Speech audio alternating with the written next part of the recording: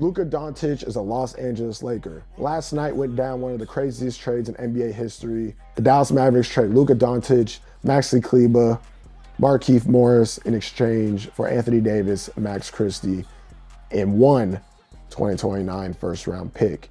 Now, when I first saw this, I thought that this was fake. You know, shams, were you hacked? What went down here? Like this has to be fake. Either way, it's got to be. This is unreal.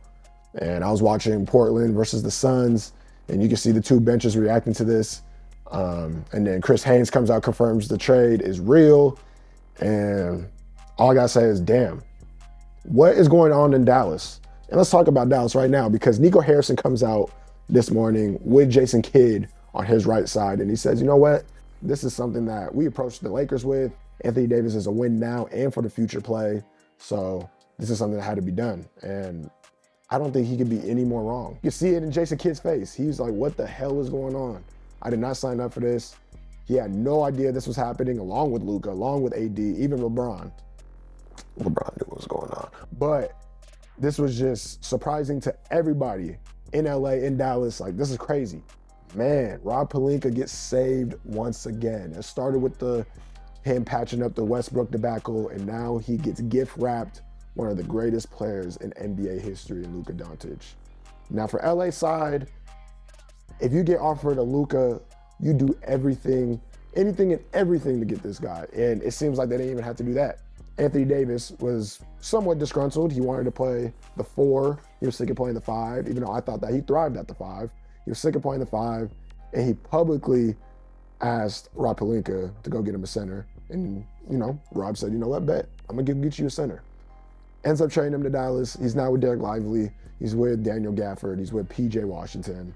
So you got that done. You got that taken care of for him. I think that this is a phenomenal move by the Lakers. Again, you don't say no to this deal.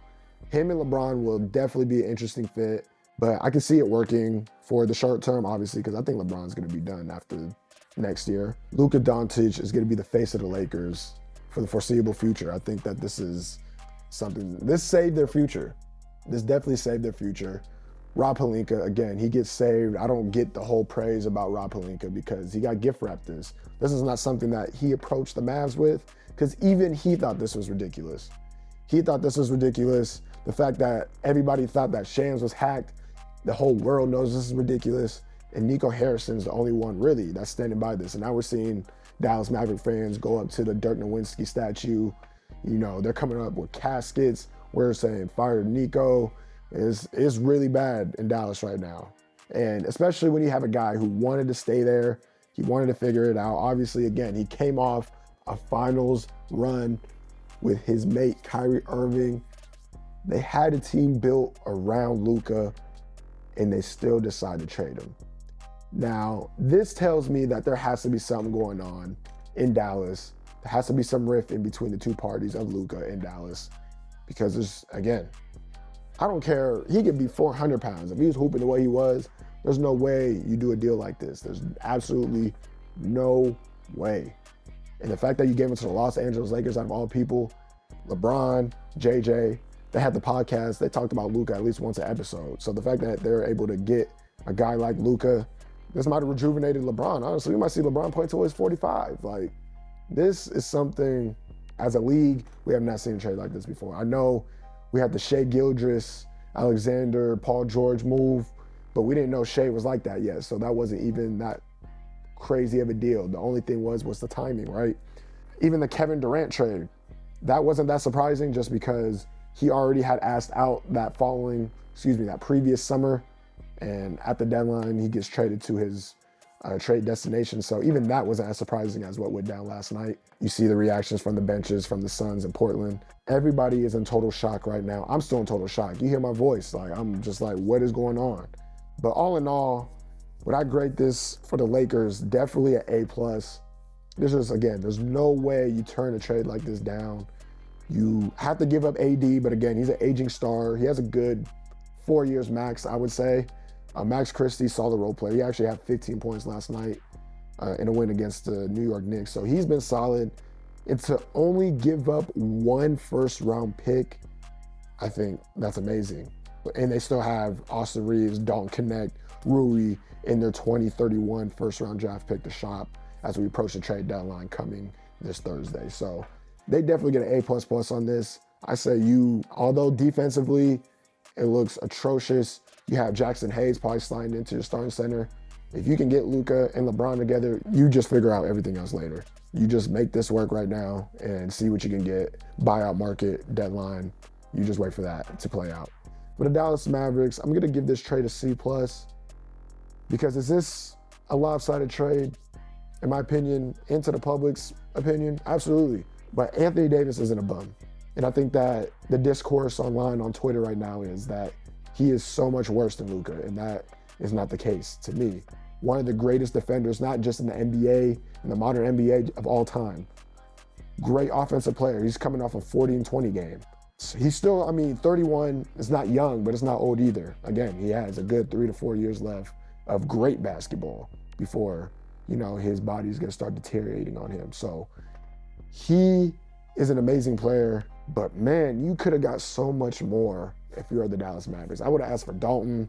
I would have asked for Reeves. I would have asked for Rui. I would have been asking for a lot more players. I would have called Utah up, see if I can get somebody else out there. Let me get a Colin Sexton. Let me get a John Collins, like somebody. And Dallas ultimately puts all their chips, literally gave away their biggest chip of all time to get an aging star. So I think that for the future, future 10 years, apparently Nico Harris does not feel the same way. He said it himself. He probably won't be there within 10 years. He just ruined this organization. I think they're still gonna be a phenomenal team. Him and Kyrie, we're gonna be able to see first option Kyrie. I've been very loud and clear about Kyrie shouldn't be a #1 option, but we haven't seen him with a big like this ever. So maybe him being the first option with a guy like AD will work wonders, and maybe we're shutting up in 6 months from now. Maybe they make a playoff push. But all in all, the craziest trade in NBA history. The Lakers, phenomenal job. I hate to say, as a Portland fan, I hate to say that the Los Angeles Lakers did a phenomenal job. For one, make sure this didn't leak out. For two, getting the job done. You get approached with a generational player like that, you don't even think about it. You don't hesitate. Dallas Mavericks, defensively, I understand. Weight issues with Luka, I understand. But this can turn out to be the greatest mistake in NBA history. And I'm one of those guys, I thought the Karl-Anthony Towns trade was the worst trade that we've ever seen. But man, this just beat it. And that's why the NBA is the greatest reality show we've ever seen. That's gonna do it. I'm Roman from the Layup Lounge. Shout out to my dog Wang, holding it down. Make sure to like and subscribe. You hear my voice, I'm out here sick, but I still had to talk about this trade. Let me know in the comments, do you think this was a great trade for the Lakers? Do you think this was a good trade for the Mavs? What are your trade grades and why? That's gonna do it. And again, like and subscribe.